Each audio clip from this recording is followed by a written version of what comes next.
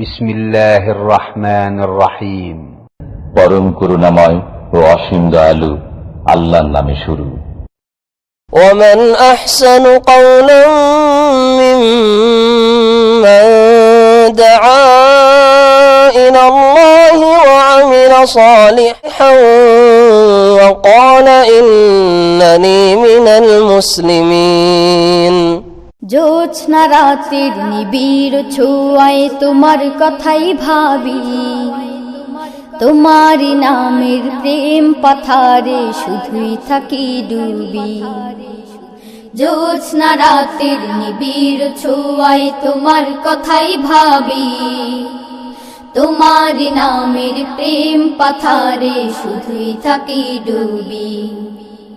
জোছনা রাতের নিবিড় ছোঁয়ায় তোমার কথাই ভাবি, তোমার নামের প্রেম পাথারে শুধুই থাকি ডুবি।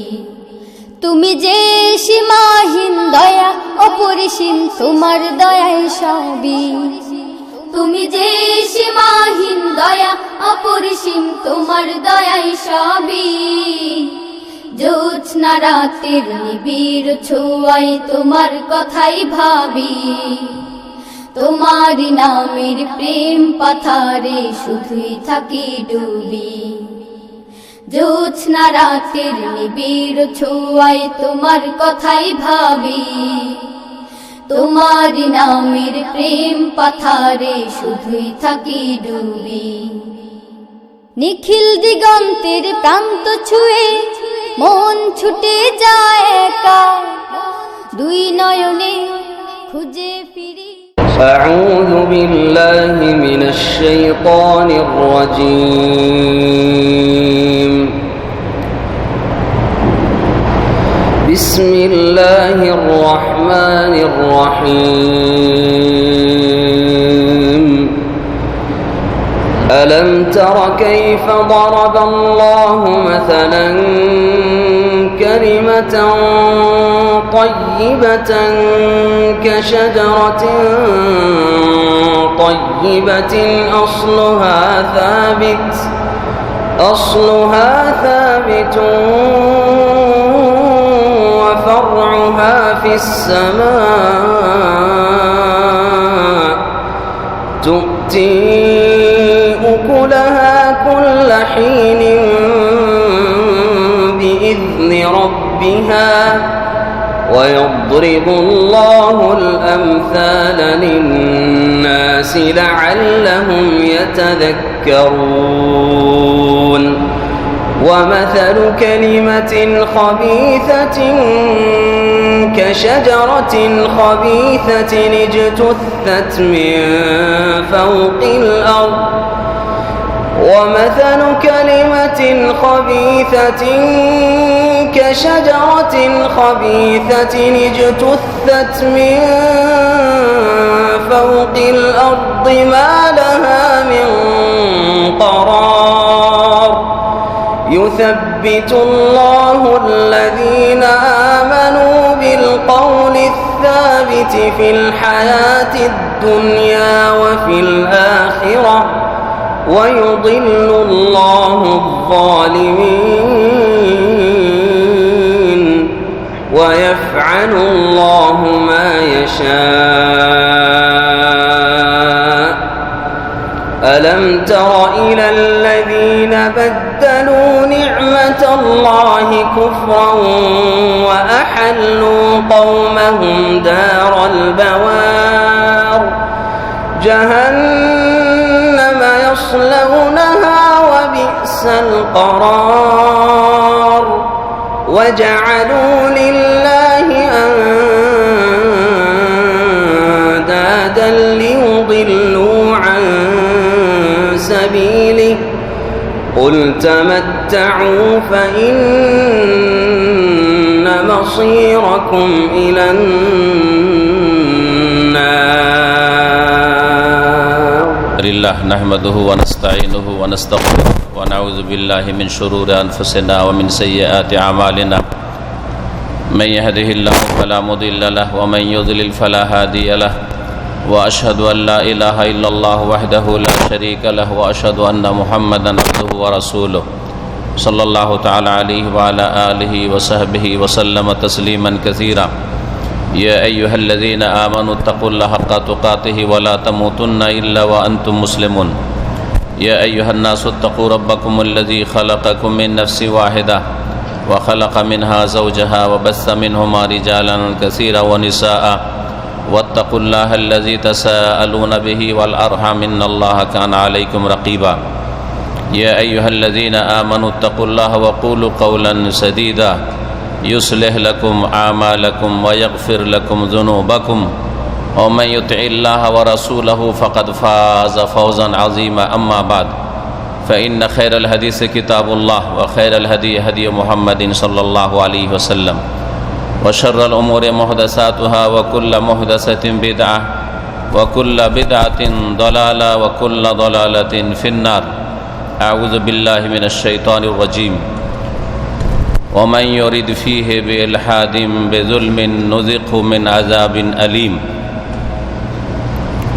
শ্রদ্ধেয় ওলামায়ে কিরাম, সম্মানিত দ্বীনী ভাতৃমণ্ডলী, আল্লাহ পাক রব্বুল আলামিনের অশেষ শুকরিয়া, তার যাবতীয় প্রশংসা যে আল্লাহ পাক রব্বুল আলামিনের খাস রহমতে আল্লাহ পাক রব্বুল আলামিন আপনাদেরকে মক্কাতুল মুকাররমার মতো সবচেয়ে বেশি মুকদ্দাস ভূমিতে, পবিত্র জমিনে বসবাসের, কাজকর্ম করার, ইবাদত বন্দেগী করার সুযোগ দান করেছেন। বলুন আলহামদুলিল্লাহ।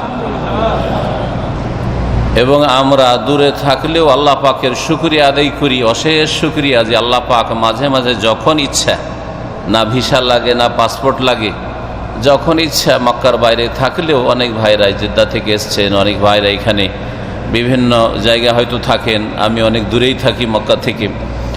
তো আল্লাহ পাক রব্বুল আলমিনের কত বড় রহমত এবং অনুগ্রহ যে আল্লাহ পাক রব্বুল আলমিন আমাদেরকে সহজে যে কোনো সময় ইচ্ছা হলেই 2 রাকাত সালাত আদায় করার জন্য, তাওয়াফ বাইতুল্লাহর করার জন্য, রাসূলুল্লাহ সাল্লাল্লাহু আলাইহি সাল্লামের জন্মভূমি মক্কাতুল মুকাররমায় যেখানে আল্লাহ পাক রব্বুল আলমিনের ঘর বাইতুল্লাহ রয়েছে, যেটি সবচাইতে প্রাচীনতম ঘর, ইন্না আউওয়ালা বাইতিন উযিয়া লিন-নাস লাল্লাযী বিবাক্কা, মক্কাতুল মুকাররমায় সবচেয়ে বেশি পুরাতন ঘর আল্লাহ পাক যে তৈরি করে গেছে, সেখানে আসার আল্লাহ পাক তৌফিক দান করছেন, যেখানে ইবাদত বন্দেগী করলে, সালাত আদায় করলে 1 রাকাত সালাত 1 লক্ষে পৌঁছে যায়। প্রিয় নবী মুহাম্মদুর রাসূলুল্লাহ সাল্লাল্লাহু আলাইহি ওয়াসাল্লাম বলেছেন। এইরকম মর্যাদাপূর্ণ মুকদ্দাস ভূমিতে, পবিত্র জমিনে এবং ফজিলতপূর্ণ স্থানে আল্লাহ পাক রব্বুল আলামিন যে আমাদেরকে আসার বা বসবাসের, কাজকর্ম করার সুযোগ দান করেছেন, এই নিয়ামত থেকে কত মানুষ, কত মুসলিম যারা ছটফট করছে একবার আল্লাহর ঘর দেখার জন্য, সরাসরি আল্লাহর ঘরের জিয়ারতের জন্য, হজ উমরা করার জন্য, তাওয়াফ করার জন্য। এখানে 1 রাকাত 2 রাকাত সালাত আদায় করে 1 লক্ষের একবার ফজিলত আদায় করবে, এই ফজিলত হাসিলের জন্য পেরেশান হয়ে রয়েছে, কিন্তু আল্লাহ পাক তাদের নসিবে জুটাননি তার হিকমতে। এই জন্য আপনার ওপর যখন এত বড় অনুগ্রহ রয়েছে, তখন আপনার বড় দায়িত্ব রয়েছে। যার ওপর যত বড় আল্লাহ পাকের অনুগ্রহ, ফজল, করম রয়েছে, যার ওপর যত বড় আল্লাহ পাকের দান রয়েছে, এলমের দিক থেকে হোক, আমলের দিক থেকে হোক, দিনের দিক থেকে হোক, দুনিয়ার দিক থেকে হোক, শারীরিক সুস্থতার দিক থেকে হোক, মানসিক দিক থেকে হোক, আর আর্থিক দিক থেকে হোক, পার্থিব যে কোনো দিক থেকে হোক না কেন, যার ওপর যত বড় আল্লাহ পাকের নিয়ামত রয়েছে, তত বড় শুকরিয়া আদায় করা তার জন্য ফরজ। প্রিয় নবী মুহাম্মদুর রাসূলুল্লাহ সাল্লাল্লাহু আলাইহি ওয়াসাল্লামের উপর সবচেয়ে বড় আল্লাহ পাকের এহসান, অনুগ্রহ ছিল, ওয়া কানা ফাযলুল্লাহি আলাইকা আযীমা। আল্লাহ পাক বলছেন, হে নবী মুহাম্মদুর রাসূলুল্লাহ, তোমার ওপর আল্লাহ পাকের ফজলে আজিম রয়েছে, মহা অনুগ্রহ রয়েছে। আল্লাহ পাক খাস করে শেষ রাসূল মুহাম্মদ সাল্লাল্লাহু আলাইহি সাল্লামকে বলছেন। এই জন্য প্রিয় নবী মুহাম্মদ রাসূলুল্লাহ সাল্লাল্লাহু আলাইহি সাল্লাম সবার চাইতে বেশি ইবাদত, সুন্দর ইবাদত করতেন এবং নফল ইবাদত বন্দেগী তাহাজ্জুদের সালাত এত লম্বা দীর্ঘ করতেন যে পা ফুলে যেত, পা ফেটে যেত। দুই রকমেরই হাদিস রয়েছে। তাওয়াররামাত কাদামাহু, তাফাত্তারাত কাদামাহু। নবী করিম সাল্লাল্লাহু আলাইহি ওয়াসাল্লাম কি তার আপনজনরা বলতেন যে এত কেন কষ্ট করছেন, এত কেন মেহনত পরিশ্রম করছেন, জানকে কষ্ট দিচ্ছেন। ওয়াকাদ গাফারাল্লাহু লাকা মা তাকাদ্দামা মিন যামবিকা ওয়া মা তাআখার। অথচ আপনার আগের পরের ভুল ভ্রান্তি সম্পর্কে আল্লাহ অগ্রিম ক্ষমার ঘোষণা করে দিয়েছে, যদি হয় তো ক্ষমার ঘোষণা। অথচ রাসূলুল্লাহ সাল্লাল্লাহু আলাইহি সাল্লাম মাসুম। তারপর আল্লাহ পাক ঘোষণা করে দিয়েছেন এত ইবাদতের প্রয়োজনটা কি আপনার? নবী সাল্লাল্লাহু আলাইহি সাল্লামের উত্তরটা কি ছিল জানা আছে? কি উত্তর ছিল? আফালা আকুনু আবদান শাকুরা। আল্লাহ পাক রব্বুল আলামিন এত বড় অনুগ্রহ আমার উপর রয়েছে যে আল্লাহ আমার সবকিছু অগ্রিম ক্ষমার ঘোষণা করেছেন। তাহলে আমার ওপর যখন এত বড় অনুগ্রহ রয়েছে, এছাড়া নবুয়ত রিসালাতের অনুগ্রহ, এছাড়া বহু আল্লাহ পাক রব্বুল আলামিনের অনুগ্রহ তার উপর রয়েছে। তিনি সাইয়্যিদুল মুরসালিন খাতামুন নবীন মুহাম্মদুর রাসূলুল্লাহ সাল্লাল্লাহু আলাইহি সাল্লাম। তার দিন ছাড়া মুক্তির নাজাতের কোনো জরিয়া নেই, কোনো পথ নেই। তার আদর্শের বাস্তবায়ন ছাড়া, তার তরিকা ফলো করা ছাড়া কোনো উপায় নেই কারো। এমনকি মুসা আলাইহিস সালামের উপর নবী সাল্লাল্লাহু আলাইহি ওয়াসাল্লাম বলেছেন। তো যখন এত বড় এহসান আল্লাহ পাকের, তখন শুকরিয়াও বড় হইতে হবে। আফালা কোনো আবদান শাকুরা, আমি কি শুকরগুজার বান্দা হব না? আমার ওপর শুকরিয়ার দায়িত্ব কি নেই? তাহলে যারা মক্কাতুল মুকাররমায় বাস করছেন অথবা সহজে পৌঁছে যেতে পারছেন, তাদের শুকরিয়া আদায় করা এইরকমই অত্যন্ত জরুরি, ফরজ। মনে রাখবেন, আপনাকে এই অনুভূতি রাখতে হবে একজন মুসলিম হিসাবে যে আমার ওপর আল্লাহ পাকের পক্ষ থেকে শুকরিয়া আদায় করা বড় ফরজ হয়ে রয়েছে। রাসূলুল্লাহ সাল্লাল্লাহু আলাইহি ওয়াসাল্লামের উপর সালাতু সালামের পরে এই হারাম অর্থাৎ সম্মানিত শহর আল বালাদুল হারাম, এর মর্যাদা সম্পর্কে, এর হরমত সম্পর্কে, এর মহত্ব বড়ত্ব সম্পর্কে, আজমাত সম্পর্কে কিছু কথা বলবো। যদি এর উপর বড় বড় কিতাব লেখা হয়েছে, যদি মক্কাতুল মুকাররমার ফজিলত, মর্যাদা আর মহত্ব সম্পর্কে পড়াশোনা করেন আর আরবি পড়তে জানেন, তো এত বড় বড় কিতাব রয়েছে, খণ্ডের খণ্ড কিতাব রয়েছে।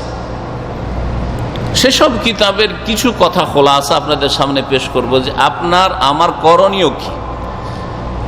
এই মর্যাদাপূর্ণ শহরে বসবাস করে অথবা শহরে সহজে আসতে পারছেন, আপনার আমার করণীয় কি? আপনারা এই শহরে থাকছেন, সুতরাং এখানে আপনার ওপর অন্যান্যদের মতো নিয়ামত রয়েছে, কিন্তু তার সাথে সাথে অতিরিক্ত আল্লাহ পাকের নিয়ামত রয়েছে। অন্যদেরকে আল্লাহ পাক আর্থিক সচ্ছলতা দিয়েছেন, আপনাকে আর্থিক দিক থেকে আল্লাহ পাক ভালো রেখেছেন। অন্যরাও মুসলিম, আপনিও মুসলিম, ইসলামের নিয়ামত তাদের ওপর রয়েছে, আপনাদের ওপর রয়েছে যারা মুসলিম। অন্যরা আলহামদুলিল্লাহ সুখ শান্তিতে বসবাস করছে, নিরাপত্তার সাথে বসবাস করছে অন্যান্য শহরে, আর আপনারাও এখানে বসবাস করছেন। কিন্তু যেই নিয়ামতটি থেকে ইঙ্গিত করলাম শুরুতে, যে আল্লাহ পাক এখানে থাকার সুযোগ দিয়েছেন, এই হারামের এলাকায় ইবাদত বন্দেগীর সুযোগ দান করেছেন, এবং সঠিক মতে, দুটি মতের মধ্যে আপনি মসজিদে হারামে যেতে পারেন তবুও 1 লক্ষ পাবেন, আর হুদুদে হারামের এরিয়ার যেই কোনো জায়গায় যেই কোনো মসজিদে যদি সালাত আদায় করেন তাতেও 1 লক্ষের ফজিলত পাবেন। এটি হচ্ছে সঠিক মত, এটি হচ্ছে শেখ ইমাম আব্দুল ইবনে বাজ রহমতুল্লাহ আলাইহির মত, এখানকার সৌদি আরবের বড় বড় অধিকাংশ ওলামাদের মত। আর একটি মত হচ্ছে সেটা মসজিদে হারামের সাথে খাস।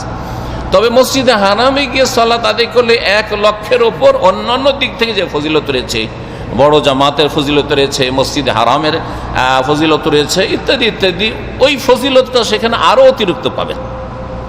এই জন্য মক্কায় থাকবেন আর শুধু ঘরেই নামাজ পড়বেন, ঘরে তো জামাত ছাড়া পুরুষদের নামাজ পড়াই জায়েজ নাই, বা নিজের মহল্লার মসজিদে নামাজ পড়বেন, আর হারামে যাবেন না এমনটা করবেন না। হারামে যাবেন, ওখানে আরও 1 লক্ষের উপরে অতিরিক্ত যদি চান, এবং নিজের আখিরাতের সম্বল বেশি বেশি যদি সঞ্চয় করতে চান, তাহলে হারামে যাওয়ার চেষ্টা করবেন আশা করি। এই শহরটি আবাদ করেছেন কে জানা আছে? এই শহর মক্কাতুল মুকাররমাকে আবাদ করেছেন কে? হ্যাঁ, ইব্রাহিম খলিলুল্লাহ আলাইহিস সালাতু সালাম, ঠিক না? এই শহরকে আবাদ করেছেন। এই শহরের আবাদ করার কথা যদি কোরআনে কারিমে পড়তে চান তো সূরা ইব্রাহিমের তাফসীর পড়ে নেবেন বা শুনে নেবেন। সূরা ইব্রাহিম আল্লাহ পাক রব্বুল উল্লেখ করেছেন, ইব্রাহিম আলাইহিস সালামকে দিয়ে তার ছেলে এবং তার স্ত্রীকে এখানে আল্লাহ পাক রেখে যেতে বললেন। এর মাধ্যমে আল্লাহ পাক মক্কাতুল মুকাররমাকে আবাদ করলেন। আর তারপরে মক্কাতুল মুকাররমা মানুষের দ্বীনের ক্ষেত্রে, ধর্মীয় ক্ষেত্রে, ঈমান ইসলামের ক্ষেত্রে প্রাণকেন্দ্রতে পরিণত হল। আল্লাহ পাক রব্বুল আলামিনের এই ছিল তার চূড়ান্ত ফয়সালা।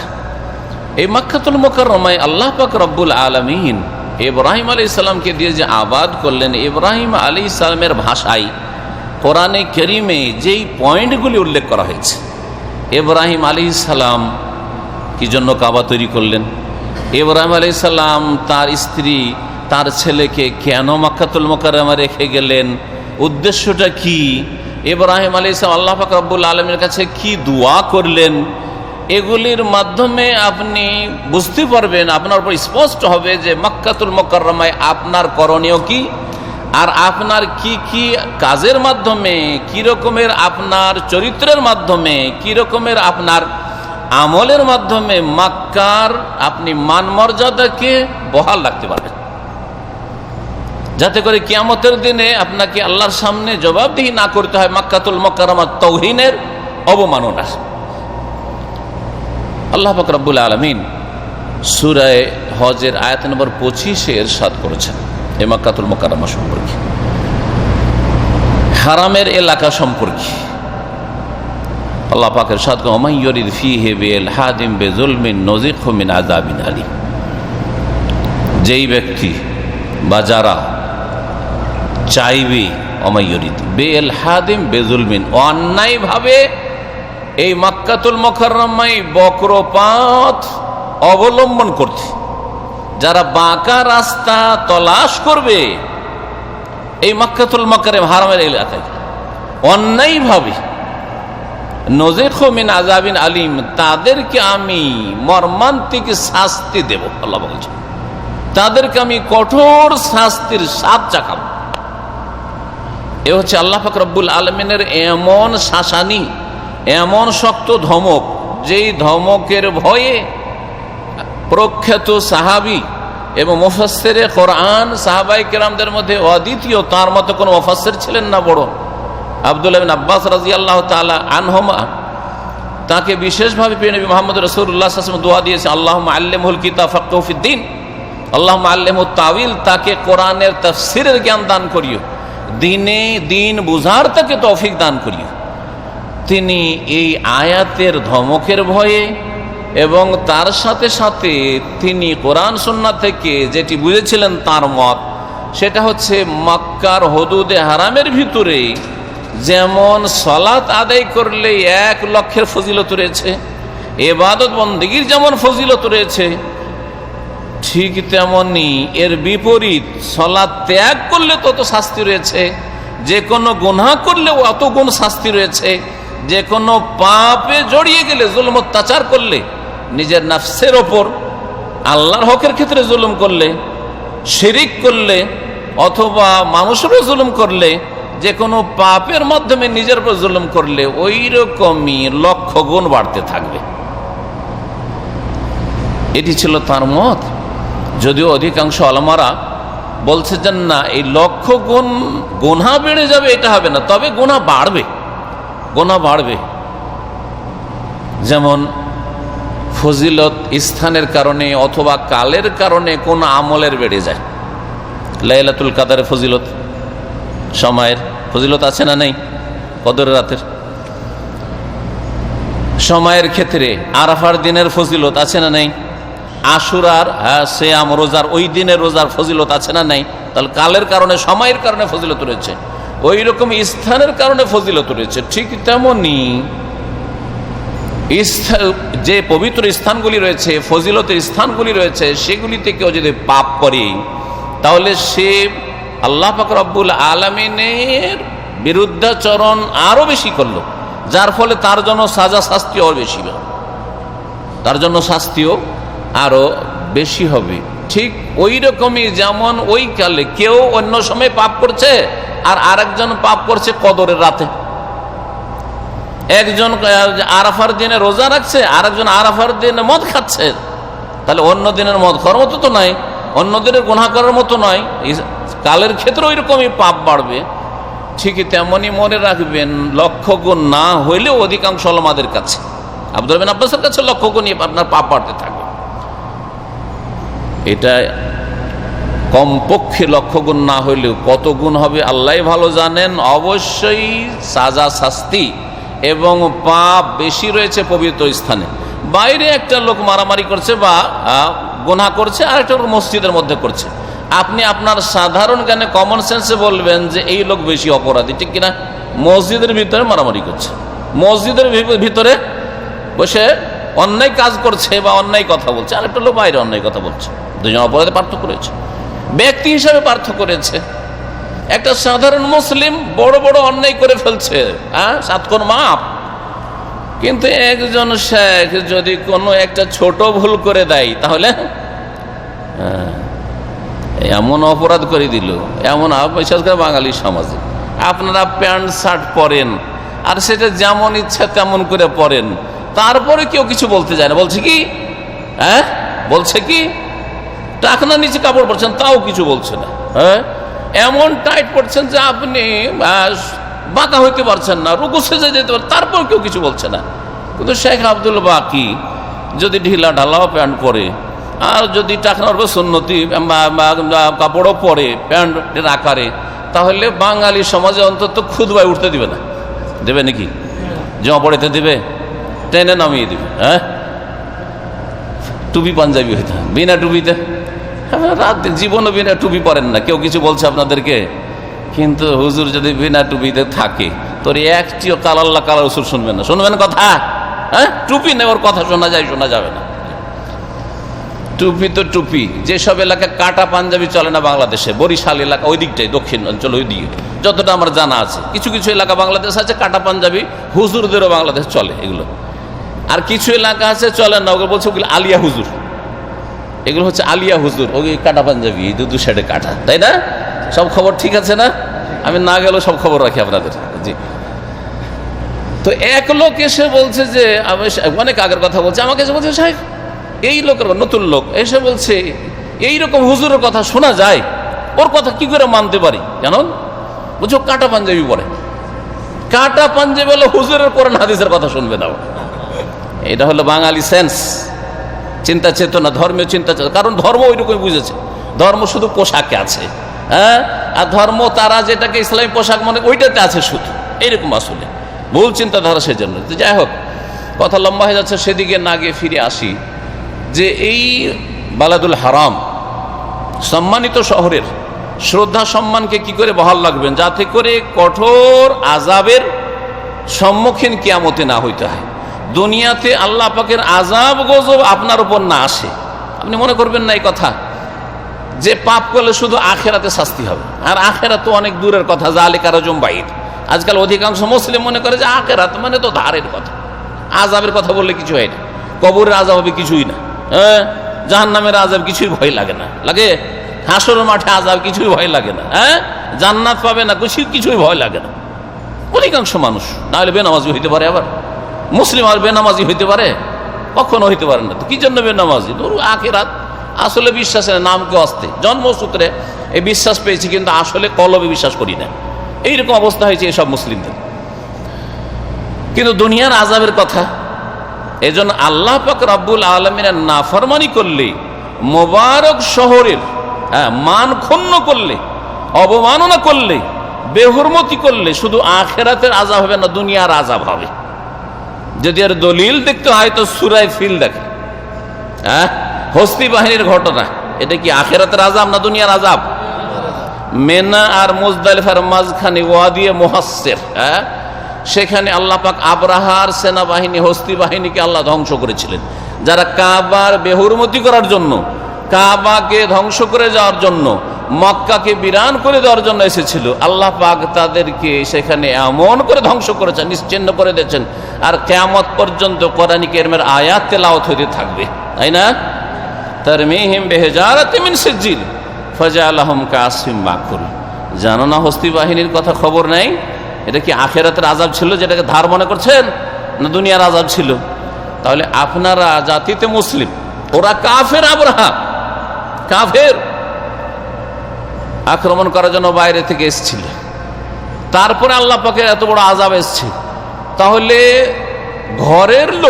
ঘরের লোকের কষ্ট বেশি লাগে না বাইরের লোক কষ্ট দিলে বেশি কষ্ট লাগে? যুক্তি দিয়ে বোঝাচ্ছে আপনাদের, কারণ মনে করছে যে আমাদের জন্য হয়তো মাফ, ও কাফের ছিল সেই জন্য আল্লাহ হস্তি বাহিনীকে ধ্বংস করেছে, তাই না? কিন্তু আমরা মুসলিম যদি অপরাধ করি মক্কায় বসে বসে, তো আল্লাহ ধ্বংস করবে, আল্লাহর গজব নামবে না, তাই না? এটা অনেকে মনে করছেন। কিন্তু তো আপনাকে বলছি, আপনার দুশ্মন দুই রকম আছে, একটা হচ্ছে ঘরের দুশ্মন, একটা বাইরের দুশ্মন। আপনার নিজের মায়ের পেটের ভাই দুশ্মন, নিজের একই উঠানে থাকে, এই এক দুশ্মন। হ্যাঁ, বা আপনার বোন দুশ্মন, হ্যাঁ, আপনার চাচা দুশ্মন, ঘরের দুশ্মন এগুলো। আর এক হচ্ছে যে অন্য বংশের দুশ্মন, অন্য গ্রামের দুশ্মন। কোন দুশ্মন আপনার জন্য বিপজ্জনক, বাইরেরটা না ঘরের দুশ্মন? ঘরের দুশ্মন হচ্ছে আপনার কাপড়ের ভিতরে ঢুকে থাকা সাপ, হ্যাঁ, আপনার জামার ভিতরে ঢুকে থাকা সাপ যে কোনো সময় আপনাকে ছ করে দংশন করতে পারে, যে কোনো সময় ক্ষতি করতে পারে, যে কোনো সময় মেরে দিতে পারে। হ্যাঁ, আপনার খাবারে, আপনার পানিতে বিষ মিশিয়ে দিতে পারে, আপনার যে কোনোভাবে ক্ষতি করতে পারে। কিন্তু দূরের লোক চান্স নাও পেতে পারে। তাহলে বোঝা যাচ্ছে যে আপনি ঘরের লোক মুসলিম, মানে আল্লাহ পাক রব্বুল আলামিনের ঘরের লোক, আহলুল্লাহ, আল্লাহর ঘরের লোক মুসলিম হওয়ার পরেও যদি কাবার বেহুরমতি করেন, এই হারামের এলাকায় যদি পাপে জড়িয়ে থাকেন, তাহলে আল্লাহ আপনাকে ছাড়বে না। দুনিয়াতে আল্লাহর গজব আসবে, যেমন হস্তি বাহিনীর গজব এসছে, আপনি হয়তো টের পাচ্ছেন না, গজবের ধরন ভিন্ন হয়তো। তার উপর আযাব এসেছে, আসমানি গজব এসেছিল, পাখি দলে দলে এসেছিল, হ্যাঁ, তাই না? আর আপনার উপর হয়তো আযাব আসছে আপনার মানসিক গজব, পারিবারিক গজব, হ্যাঁ, আর্থিক গজব, শারীরিক গজব। আপনার উপর হয়তো এমন এমন আযাব শাস্তি আসছে, যাতে এমন কষ্টে আর অশান্তিতে ভুগছেন, দুনিয়ায় মরছেন না আর শান্তিও পাচ্ছেন না। মরে গেলেও তো শান্তি, তাই না? অনেকে মনে করে, এই জন্য আত্মহত্যা করে। মরছেন না যে শান্তি পাবেন, মনে করছেন আপনি শান্তি আসে, ওখানেও শান্তি নাই, কারণ আপনি পাপিষ্ঠ। সুতরাং আপনার জন্য আযাব প্রতীক্ষায় রয়েছে, ইন্তজারে রয়েছে। সম্মানিত ভাতৃমণ্ডলী, যেসব অন্যায় কাজ সম্পর্কে সতর্ক করেছেন ইব্রাহিম আলাইহিস সালাম। আরেকটি কথা এখানে বলি, ইব্রাহিম আলাইহিস সালামের আদর্শ ফলো করার কোরআনে কারীমে আল্লাহ বারবার নির্দেশ দিয়েছেন। সুম্মা ওয়াহাইনা ইলাইকা আনিত্তাবি মিল্লাতা ইব্রাহিম হানিফা। আল্লাহ পাক বলছেন, হে নবী মুহাম্মদ সাল্লাল্লাহু আলাইহি ওয়াসাল্লাম, তোমাকে আবার ওহী করেছি যে তুমি ইব্রাহিম আলাইহিস সালামের আদর্শের অনুসরণ করবে। ইব্রাহিম আলাইহিস সালামের আদর্শের কি করবে? অনুসরণ করতে হবে, ইব্রাহিম আলাইহিস সালামের তরিকায় চলতে হবে। এই জন্য দেখেন, ইবাদত বন্দেগীর বিভিন্ন ক্ষেত্রে ইব্রাহিম আলাইহিস সালামের আদর্শকে আল্লাহ পাক দ্বীনে ইসলামে কিয়ামত পর্যন্ত বরকরার রেখেছেন, বহাল রেখেছেন, কিয়ামত পর্যন্ত বহাল রেখেছেন। সবচেয়ে বড় বিষয়, ইব্রাহিম আলাইহিস সালাম যে সংগ্রাম করেছিলেন, তার যে সংগ্রাম ছিল কিসের বিরুদ্ধে? সবচেয়ে বড় সংগ্রাম, মূর্তি ভেঙেছিলেন, সেটা কিসের বিরুদ্ধে তার সংগ্রাম ছিল? বলেন, শিরকের বিরুদ্ধে, তাই না? শিরকের বিরুদ্ধে। হারামের এলাকায় থেকে কেউ যদি শিরক করে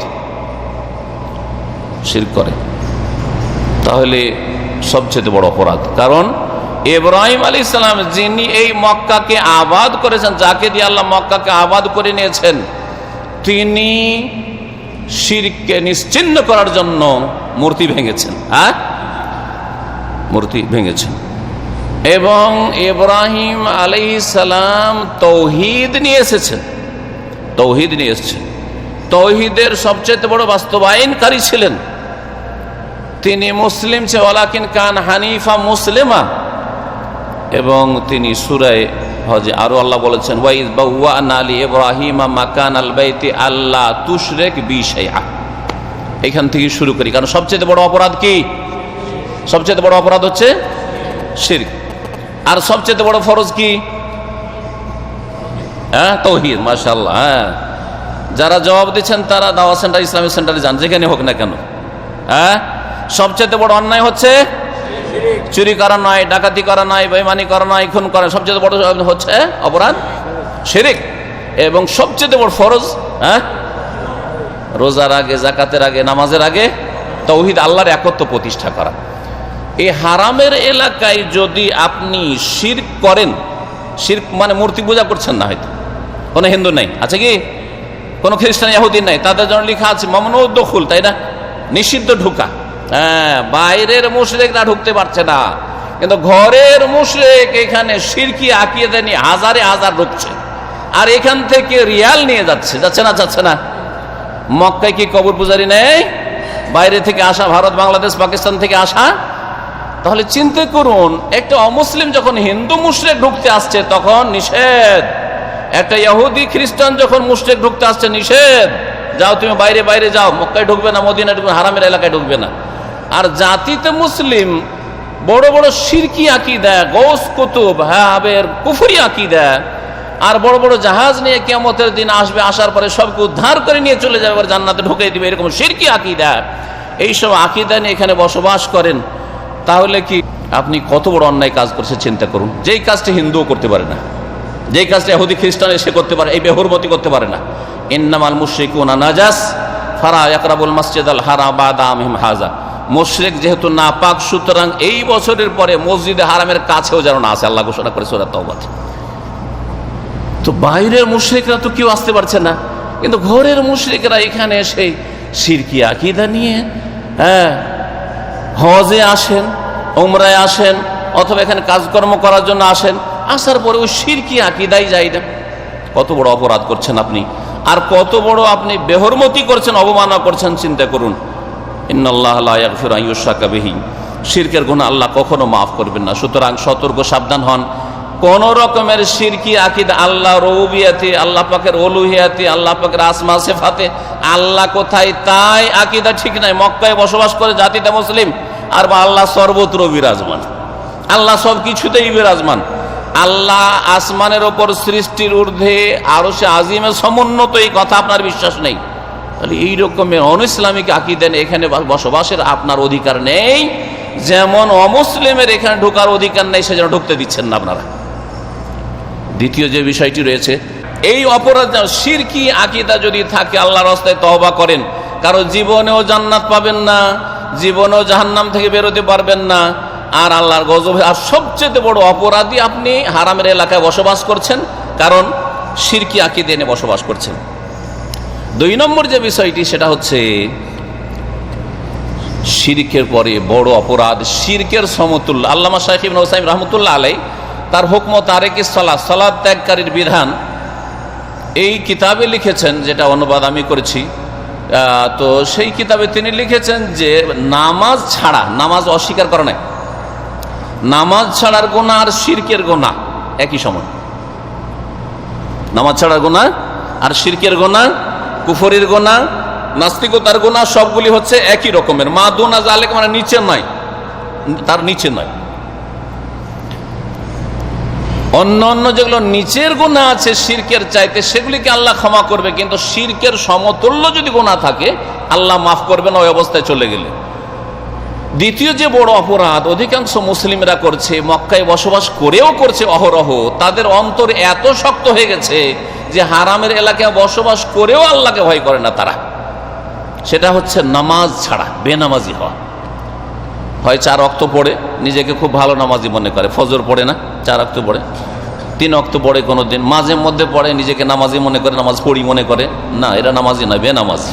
হ্যাঁ, বেনামাজি। কেউ 5 ওয়াক্তের বেনামাজি, কেউ 4 ওয়াক্তের বেনামাজি, কেউ 3 ওয়াক্তের বেনামাজি, কেউ 1 ওয়াক্তের বেনামাজি, কিন্তু বেনামাজি, সবাই বেনামাজি। এবং একবার নামাজ ছাড়লে সেটা বড় কুফরিতে পরিণত হয়। এটা হচ্ছে সঠিক গবেষক আলেমদের মত। এবং আল্লামা আব্দুল আজিজ তোরাইফি হাফেজাহুল্লাহ তাআলা তার গবেষণা লিখেছেন। আর এটা তার আগে অনেকেই বলেছেন যে সাহাবাই কেরামদের ইজমা ছিল এই বিষয়ে, কোনো ইখতিলাফ ছিল না, ইখতিলাফি মাসলা নয়, যে বেনামাজি ইসলামে থাকে না, বেরিয়ে যায়, অবহেলা করে গাফিলতি করে, পড়বো করে যারা নামাজ ছেড়ে থাকে। ইব্রাহিম আলাইহিস সালামের আদর্শ। ইব্রাহিম আলাইহিস সালাম মক্কায় কেন ছেলে মেয়েদেরকে আবাদ করলেন? ছেলেকে রেখে গেলেন, আর তারপরে স্ত্রীকে রেখে গেলেন, তারপরে প্রজন্ম বাড়তে থাকলো, আর সেই বংশ থেকে বিশাল বিশাল আরবদের বংশ, কোরাইশ বংশ সবচেয়ে বড় বংশ, যেই বংশে আল্লাহ পাক শেষ রাসূল মুহাম্মদ সাল্লাল্লাহু আলাইহি সাল্লামকে রাসূল করে নবী করে পাঠালেন। দুই জায়গায় এই বিষয়টি রয়েছে, তার মধ্যে একটি জায়গায় বলি সূরা ইব্রাহিমে রয়েছে, রব্বানা ইন্নী আসকানতু মিন যুররিয়াতি বিওয়াদিন গায়রি জি যারইন ইনদা বাইতিকাল মুহাররম রব্বানা লিয়ুকিমুস সালাহ। বলছেন ইব্রাহিম আলাইহিস সালাম যে আল্লাহ ইন্নী আসকানতু মিন যুররিয়াতি, আমার ছেলেকে আমি রেখে গেলাম বসবাসের জন্য মক্কায়, বিওয়াদিন গায়রি জি যারইন, বিওয়াদিন গায়রি জি যারইন, এমন এলাকায়, এমন উপত্যকায় যেখানে কোনো গাছপালা জন্মায় না, কোনো ক্ষেত খামার হয় না, এখানে ইনদা বাইতিকাল মুহাররম, তোমার সম্মানিত ঘরের পাশে রেখে গেলাম। রব্বানা, হে আল্লাহ, হে রব, লিয়ুকিমুস সালাহ, যাতে করে সে আর তার বংশধর এবং তার অনুসারীরা এবং মক্কায় বসবাসকারীরা, মক্কার আশেপাশে অবস্থানকারীরা লিয়ুকিমুস সালাহ, নামাজ কায়েম করে। তাহলে বোঝা গেল যে মক্কায় বসবাস কারা করবে? ইব্রাহিম আলাইহিস সালামের হুকুম হচ্ছে যে নামাজ কায়েম যারা করে তারাই শুধু মক্কায় বসবাস করবে, বেনামাজি নয়, বেনামাজি নয়। আপনি যদি বেনামাজি মুসলিম হন আর মক্কায় বসবাস করছেন, তাহলে আল্লাহ এটা চান না। আর আল্লাহ পাক রব্বুল আলামিনের খলিল ইব্রাহিম খলিল্লাহ এটা চাননি আল্লাহ পাকের কাছে, রব্বানা লিয়ুকিমুস সালাত, যেন তারা নামাজ কায়েম করে। সুতরাং আপনাকে মক্কাতুল মুকাররমার যদি মান মর্যাদাকে ঠিক রাখতে হয়, যদি মক্কার যদি শ্রদ্ধা সম্মান কলবে থাকে, অন্তরে থাকে, তাহলে 5 ওয়াক্ত আল্লাহর রাস্তে নামাজ আদায় করবে। ইব্রাহিম আলাইহিস সালাম আরো দোয়া করেছেন, রব্বি জাআলনি মুকিমাস সালাতি ওয়া মিন যুররিয়াতি রব্বানা ওয়া তাকাব্বাল দুআ, হে আল্লাহ আমাকেও নামাজি বানিয়ে দাও, রব্বি জাআলনি মুকিমাস সালাত, নামাজ কায়েমকারী বানিয়ে দাও। নামাজ ইব্রাহিম খলিলুল্লাহর সুন্নাত, তার আদর্শ। সুন্নাত মানে সুন্নাত নামাজ নাই, আদর্শ তার প্রাচীন আদর্শ নামাজ, আম্বিয়া রাসূলগণ পড়েছেন। রব্বি জাআলনি মুকিমাস সালাতি, আল্লাহ আমাকে নামাজ কায়েমকারী বানিয়ে দাও, ওয়া মিন যুররিয়াতি, এবং আমার বংশধর আমার ছেলে মেয়েদেরকেও নামাজ কায়েমকারী বানিয়ে দাও। তাহলে বোঝা গেল যে যারা নামাজে অবহেলা করে, মাঝে মাঝে ছাড়ে, মাঝে মাঝে পড়ে, তারা ইব্রাহিম আলাইহিস সালামের আদর্শে বিশ্বাসী নয়, আদর্শের বাস্তবায়নকারী নয়, এবং ইব্রাহিম আলাইহিস সালামের আবাদ কারো শহরে বসবাসের অধিকার রাখে না। সম্মানিত ভাতৃমণ্ডলী, 3 নম্বর যেটি বলবো সেটা হচ্ছে যে যারা বিদআত করে, শিরক তো করে না হয়তো বড় শিরক, কিন্তু বিদআত করে, বিদআত করে, অর্থাৎ বিদআত মানে কি? নবী মুহাম্মদুর রাসূলুল্লাহ সাল্লাল্লাহু আলাইহি সাল্লাম যেটাকে ধর্ম হিসাবে, দিন হিসাবে পালন করেননি, আর আপনি সেটাকে দিন হিসাবে মনে করছেন, পালন করছেন, সেটা হচ্ছে বিদআত। সুতরাং জীবনের বিভিন্ন ক্ষেত্রে মুসলিম সমাজে আজকাল, বিশেষ করে বাংলা সমাজে, এত বিদআত ছড়িয়ে গেছে। আকীদার বিদআত, ইবাদতে বিদআত, জিকির আজকারে বিদআত, নামাজে বিদআত, অনুষ্ঠানে বিদআত। ঈদ আল্লাহর দেওয়া 2টি, আর আমাদের দেশের ঈদ হচ্ছে ঈদে মিলাদুন্নবী আর একটি, আর তারপরে বিভিন্ন উৎসব। নামাজের বিদআত, নামাজ তো পড়া বিদআত, যায় নামাজ দোয়া পড়া বিদআত, হ্যাঁ, সম্মিলিত মোনাজাতের বিদআত, জিকিরের বিদআত, তারপরে নামাজ থেকে সালাম ফিরে কপালে হাত দেওয়ার বিদআত। হ্যাঁ, করছেন না, করছেন না এরকম অনেকে? এগুলো নবী কারীম সাল্লাল্লাহু আলাইহি ওয়াসাল্লাম করেননি, নবীর আদর্শ নয় এগুলি। এইরকম বহু বিদআত আমাদের জীবনের ধর্মীয় ক্ষেত্রগুলিকে দখল করে ফেলেছে। শোনেন, মুহাম্মদ রাসূলুল্লাহ সাল্লাল্লাহু আলাইহি ওয়াসাল্লাম মদিনার হারাম সম্পর্কে বলছেন, আর মক্কার হারামের মর্যাদা মদিনার হারামের চাইতে বেশি। ভালো করে শুনে রাখেন। জি, ইব্রাহিম আলাইহিস সালামের মাধ্যমে আল্লাহ পাক ইন্না ইব্রাহিম হাররামা মক্কা, সহিহ বুখারীতে এই মর্মে অনেক হাদিস রয়েছে, তার মধ্যে একটি হাদিস, ইব্রাহিম আলাইহিস সালামের মাধ্যমে আল্লাহ পাক মক্কার হুরমাতের মর্যাদার ঘোষণা করেছেন, জানিয়েছেন মানুষকে। ওয়া ইন্নী হাররামতুল মদিনাতা, আর আমি মদিনাকে হারাম সম্মানিত ঘোষণা করছি। শেষ নবী মুহাম্মদ রাসূলুল্লাহ সাল্লাল্লাহু আলাইহি ওয়াসাল্লামের মাধ্যমে আল্লাহ পাক মদিনার হারামের ঘোষণা করিয়েছেন। তারপরে ওই হাদিসের একটা অংশ, মান আহাদাসা ফিহা হাদাসান আও আওয়া মুহদিসান ফাআলাইহি লানাতুল্লাহি ওয়াল মালায়েকাতু ওয়ান নাস আজমাইন, যেই ব্যক্তি এই হারামের এলাকায় কোন বিদআতি কাজ করবে, একটা তাফসীর, একটা ব্যাখ্যা হচ্ছে এই হাদিসের, আর একটি ব্যাখ্যা হচ্ছে যে যে কোনো পাপে জড়িয়ে পড়বে, হাদাস মানে যে কোনো পাপ, অথবা নিজে তো পাপ করে না কিন্তু পাপীকে আশ্রয় দেয়, বেদাতিকে আশ্রয় দেয়। বিদাতি মোল্লা আসলো দেশ থেকে আর তাকে ভালো করে আদর যত্ন করে মক্কায় বসিয়ে খাওয়াচ্ছেন, হ্যাঁ, ফ্রি হোটেলে রাখছেন আর তাকে মুআল্লিম হিসাবে নিয়ে যাচ্ছেন। ফালাইহি লানাতুল্লাহ, যেই ব্যক্তি বিদাত করবে অথবা বেদাতিকে আশ্রয় দিবে তার আল্লাহ লানত, ফেরেশতাদের লানত, সমস্ত মানুষের লানত রয়েছে। আমি আর বেশি কথা না বলে, আমার কাছে 10টার বেশি পয়েন্ট রয়েছে।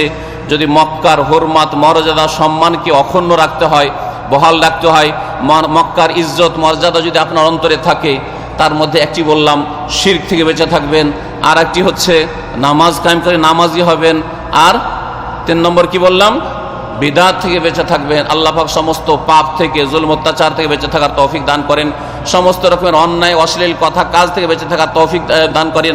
মক্কার এলাকায় যদি অশ্লীলতা ছড়ান, যে কোনো মুসলিম সমাজে অশ্লীলতা ছড়াইলে দুনিয়া আখিরাতে কঠোর শাস্তি রয়েছে। তাহলে মক্কায় হারামের এলাকায় যদি অশ্লীলতা ফাহেসা কাজ করেন, ব্লু ফিল্ম দেখেন, আপনি সিরিয়াল দেখেন, মহিলাদের ছবি দেখেন, ফেসবুকে খারাপ সাইট দেখেন, খারাপ সাইট ভিজিট করেন ইন্টারনেটে, তাহলে কত বড় শাস্তি রয়েছে। ইন্নাল্লাযীনা ইউহিব্বুনা আন তাশিয়াল ফাহিশাতু ফিল্লাযীনা আমানু লাহুম আযাবুন আলীমুন ফিদ দুনিয়া ওয়াল আখিরাহ।